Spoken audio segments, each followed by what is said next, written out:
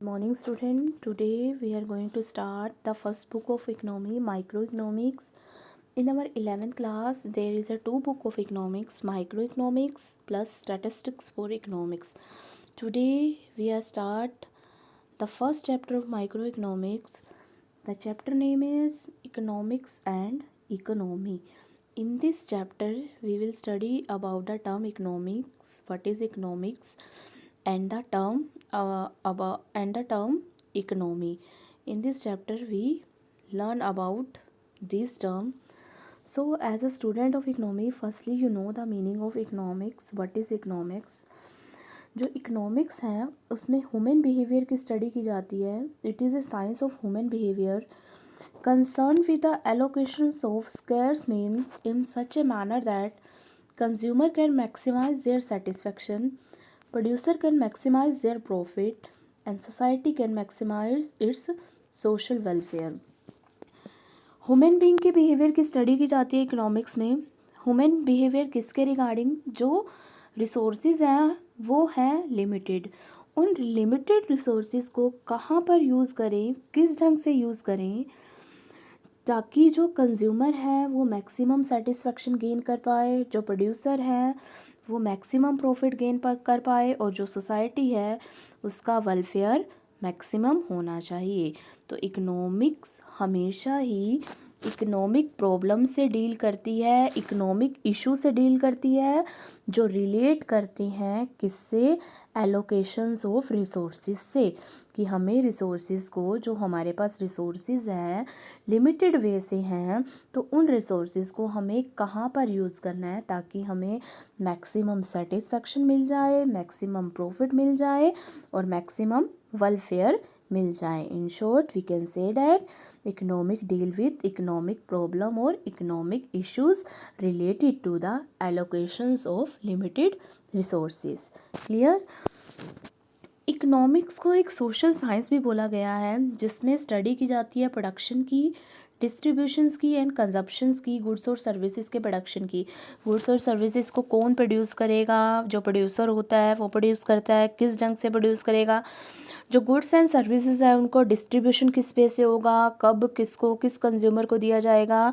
And consumptions, consumer किस ढंग से कंज्यूम करेंगे जो भी प्रोड्यूस की गई है गुड्स प्रोड्यूसर के through.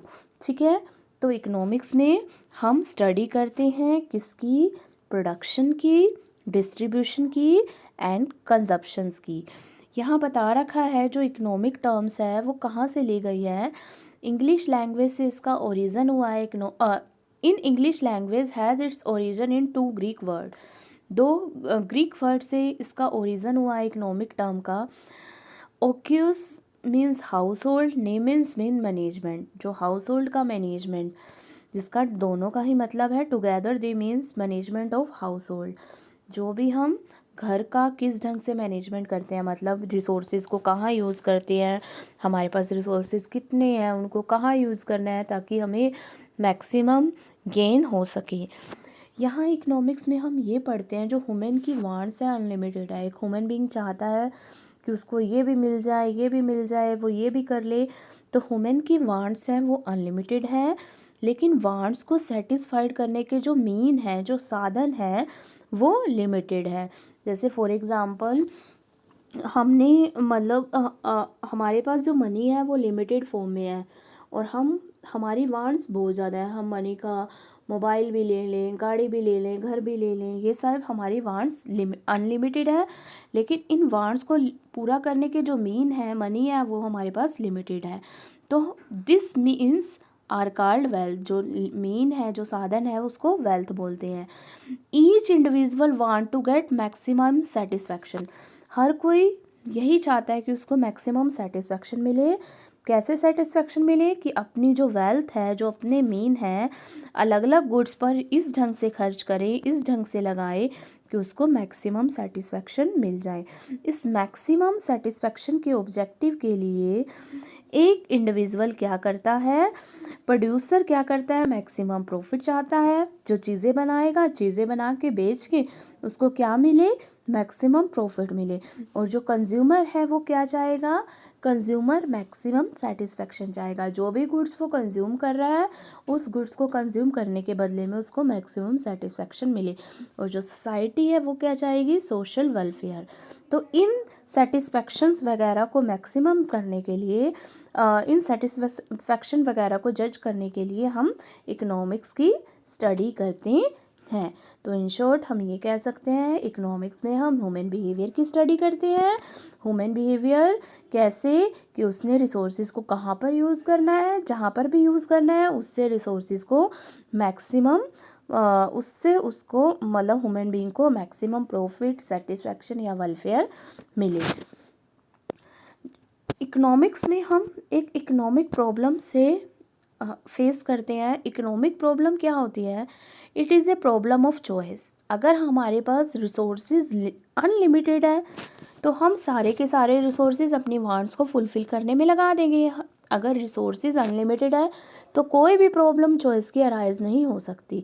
Economic problem is a problem of choice involving satisfaction of unlimited wants out of a limited resources which have alternative uses. Economic problem तब कब अराइज होती है जब हमारे पास रिसोर्सेज लिमिटेड है और हमारी वांट्स अनलिमिटेड है और उन रिसोर्सेज के अल्टरनेटिव यूजेस है। हमारी इकोनॉमी में कौन सी प्रॉब्लम अराइज होती है, प्रॉब्लम ऑफ चॉइस। हमेशा ही चॉइस की प्रॉब्लम अराइज होती है। यहाँ बारी बारी स्कैरसिटी का मीन यूज़ हो रहा है। स्कैरसिटी टर्म यूज़ हो रही है जिसका क्या मतलब है, lacking of resources, limited availability of resources in limited form. Scarcity implies a situation when supply of resources is less than demand for resources. जब हमारे पास resources तो कम है, supply मतलब available कम है लेकिन उनकी डिमांड ज़्यादा है, तो इस सिचुएशन में resources की scarcity arise होती है। यहाँ पर resources को यहाँ पर रिसोर्सेज की करैक्टरिस्टिक्स बता रखा है। पहले तो रिसोर्सेज हमारी नीड्स को सेटिस्फाइड करने के लिए जो भी रिसोर्सेज होते हैं लाइक वेल्थ, धन है, पैसा है, ये रिसोर्सेज में ही आते हैं। तो यहाँ दो करैक्टरिस्टिक्स बता रखे हैं रिसोर्सेज की। फर्स्ट है स्कैरसिटी, सेकंड है अल्टरनेटिव यूज़। जो रिसोर्सेज हैं उनकी कमी पाई जाती है, यहीं अभी हमने पढ़ा उनकी सप्लाई कम है, डिमांड ज़्यादा है, तो वो लिमिटेड वे में पाए जाते हैं। और लिमिटेड वे में पाए जाने के बाद भी उनके अल्टरनेटिव यूज़ होते हैं। जैसे वेल्थ है, मनी है, उसका अल्टरनेटिव यूज़ है कि हम यहाँ भी यूज़ कर लें, इस पर्पस के लिए भी यूज़ कर लें, उस पर्पस के लिए भी यूज़ कर लें, तो उनके अल्टरनेटिव यूज़ होते हैं। और एक रैशनल कंज्यूमर क्या करता है, हमेशा उस पर्पस के लिए यूज़ करता है जो बहुत ही ज़्यादा इम्पोर्टेंट है। क्लियर। यहाँ हमने पढ़ा इकोनॉमिक्स है क्या, इकोनॉमिक्स में किस तरह की प्रॉब्लम अराइज होती है, इकोनॉमिक प्रॉब्लम होती क्या है, स्कैरिसिटी क्या है, और जो हमारे रिसोर्सेज होते हैं उनकी करैक्टरिस्टिक्स क्या है। अब हमारा नेक्स्ट टॉपिक स्टार्ट होता है टाइप्स ऑफ इकोनॉमिक्स। जो इकोनॉमिक्स है वो टू टाइप्स की है। First is micro economics, second is macro economy. As the name suggest, micro refers to small economy and macro refers to large. ठीक है, अब हम इसकी डेफिनेशन को रीड करते हैं। Microeconomics, the term micro in English language has its origin in the Greek word मिक्रोज। जो माइक्रो है वो मिक्रोज से लिया गया है जिसका मीनिंग होता है स्मॉल। और जो माइक्रो इकोनॉमी है उसमें हम क्या स्टडी करते हैं, इकोनॉमिक एक्टिविटी स्टडी करते हैं, किसकी, इंडिविजुअल की। Micro economic always deal with the economic activity, economic problem, economic issues of individual. Only individual की जो हम स्टडी करते हैं उसको हम बोलते हैं माइक्रो इकोनॉमी। हम इंडिविजुअल इंडस्ट्री की, अकेली इंडस्ट्री की, अकेली मार्केट की, अकेले इंडिविजुअल हाउस होल्ड की, इंडिविजुअल फर्म की जो स्टडी करते हैं वो किस में आएगा, माइक्रो इकोनॉमिक्स में। क्लियर। माइक्रो इकोनॉमिक्स का मीनिंग है स्मॉल इकोनॉमी, जिसमें हम ह्यूमन बीइंग की, जिसमें हम इकोनॉमिक एक्टिविटी की स्टडी करते हैं इंडिविजुअल लेवल पर। और जो मैक्रो है, मैक्रो मीन्स होता है large. The term macro in English language has its origin in a Greek word macros which mean large. Macro economy में हम क्या डील करेंगे, it deal with the aggregate at the level of economy as a whole. इसमें हम पूरी economy की study करते हैं, एग्रीगेट इकोनॉमी की स्टडी करते हैं, like aggregate demand, aggregate supply, इन सब की स्टडी की जाती है मैक्रो इकोनॉमिक्स में। जो माइक्रो इकोनॉमी है वो डील करती है इंडिविजुअल इकोनॉमिक एक्टिविटीज से, और जो मैक्रो इकोनॉमी है वो डील करती है होल कंट्री की इकोनॉमिक एक्टिविटी से। तो हमारी 11th में हम माइक्रो इकोनॉमी की स्टडी करेंगे और नेक्स्ट क्लास 12th में हम मैक्रो इकोनॉमी की स्टडी करेंगे। आई होप आपको ये डेफिनेशन क्लियर हो गई होगी। अब आगे हम इनका डिफरेंस करते हैं। What is difference between micro and macro economics? Examination point of view से ये क्वेश्चन बहुत इंपॉर्टेंट है। Difference between micro and macro economics, पहले दोनों का मीनिंग देखते हैं। माइक्रो इकोनॉमिक्स क्या है? It study economic relationship and economic problem at the level of an individual. इसमें हम इकोनॉमिक प्रॉब्लम की स्टडी करते हैं, इकोनॉमिक रिलेशनशिप की स्टडी करते हैं इंडिविजुअल लेवल पे, और इसमें हम इकोनॉमिक प्रॉब्लम, इकोनॉमिक रिलेशनशिप की स्टडी करते हैं होल इकोनॉमिक के लेवल पे, जिसमें कंप्लीट इकोनॉमी आ जाती है उस पर। क्लियर हुआ फर्स्ट पॉइंट, जिसमें हम इकोनॉमिक प्रॉब्लम की स्टडी करते हैं इंडिविजुअल लेवल पे, जिसमें हम इकोनॉमिक प्रॉब्लम की स्टडी करते हैं होल इकोनॉमी लेवल पे। क्लियर। सेकेंड डिफरेंस क्या है? माइक्रो इकोनॉमिक का जो सेंट्रल इशू है वो क्या है? Allocation of resources and price determination. अभी हमने कई बार पढ़ा कि जो रिसोर्सेज है लिमिटेड है, उनको किस ढंग से एलोकेट करें ताकि सभी को सेटिस्फेक्शन मिले। तो माइक्रो इकोनॉमी का मेन इशू क्या है? रिसोर्सेज को एलोकेट करना और प्राइस को डिटरमाइन करना। प्राइस जनरली जहाँ डिमांड और सप्लाई एक दूसरे के बराबर होएंगी वहाँ ही डिटरमाइन होता है, या डिमांड और सप्लाई की फोर्सेस को देखकर प्राइस को डिटरमाइन करना। और जो मैक्रो इकोनॉमी है वो किससे डील करती है?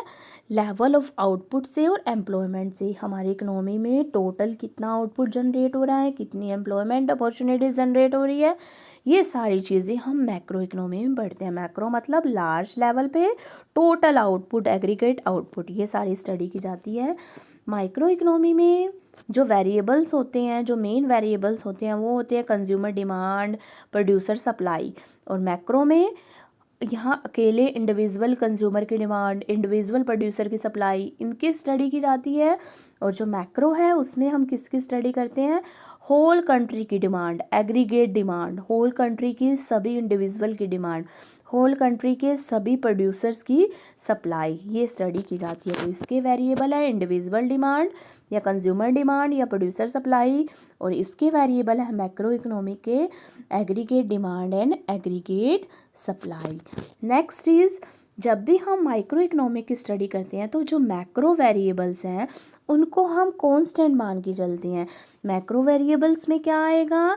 एग्रीगेट, आउटपुट, एम्प्लॉयमेंट, ये सारे वेरिएबल्स हैं, उसको हम कांस्टेंट मान के चलेंगे।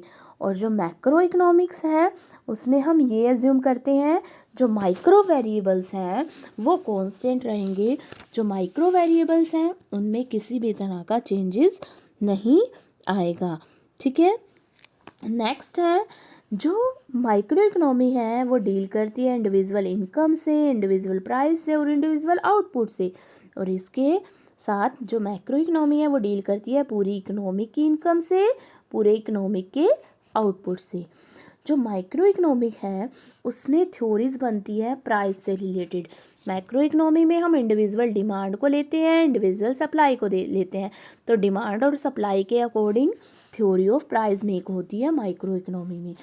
और मैक्रो इकोनॉमी में थ्योरीज बनती है इनकम और एम्प्लॉयमेंट की, एग्रीगेट डिमांड और एग्रीगेट सप्लाई के अकॉर्डिंग। नेक्स्ट डिफरेंस है मार्केट फोर्सेस। जो माइक्रो इकोनॉमिक्स है उसमें market forces dominant role play करता है, सिग्निफिकेंट रोल प्ले करता है। जो मार्केट फोर्सेस होते हैं किस ढंग से होते हैं? मार्केट फोर्सेस वही डिमांड और सप्लाई के अकॉर्डिंग जो वो डोमिनेंट रोल प्ले करते हैं। डिमांड ज़्यादा हुई या सप्लाई ज़्यादा हुई, कैसे प्राइस पर इफ़ेक्ट करेगा, इंडिविजुअल प्राइस पे, इंडिविजुअल फर्म की प्राइस पे कैसे इफ़ेक्ट करेगा, ये सब हम इसमें स्टडी करते हैं। और जो मैक्रो इकोनॉमिक्स है उसमें government policy important role play करती है। गवर्नमेंट पॉलिसीज़ गवर्नमेंट ही डिटरमाइन करती है हमारी कंट्री में। गवर्नमेंट की बहुत सारी पॉलिसी, मॉनेटरी फिस्कल पॉलिसीज़, उसी के अकॉर्डिंग ही government policy important role play करती है। उसी के अकॉर्डिंग ही इन्फ्लेशन डिफ्लेशंस वगैरह को रिमूव किया जाता है, टैकल किया जाता है। अनएम्प्लॉयमेंट की प्रॉब्लम एक्सेट्रा, जो पॉवर्टी की प्रॉब्लम है उसको दूर किया जाता है। तो हम ये कह सकते हैं कि मैक्रो इकोनॉमी में government policy important role play करती है एंड माइक्रो में market forces important role play करते हैं। In short I repeated, micro economy deal with the problem of deal with the problem at the individual level and the macroeconomy deal with the problem at whole economy level. Clear? So student, आज हमने economics है क्या, कितने types की economics होती है, resources क्या है, कौन से प्रॉब्लम होते हैं, और इन दोनों टाइप्स की इकोनॉमिक्स में डिफरेंस किया। आगे जो different types of economic, positive, normative, वो आगे हम हमारे नेक्स्ट लेक्चर में करेंगे। Thank you.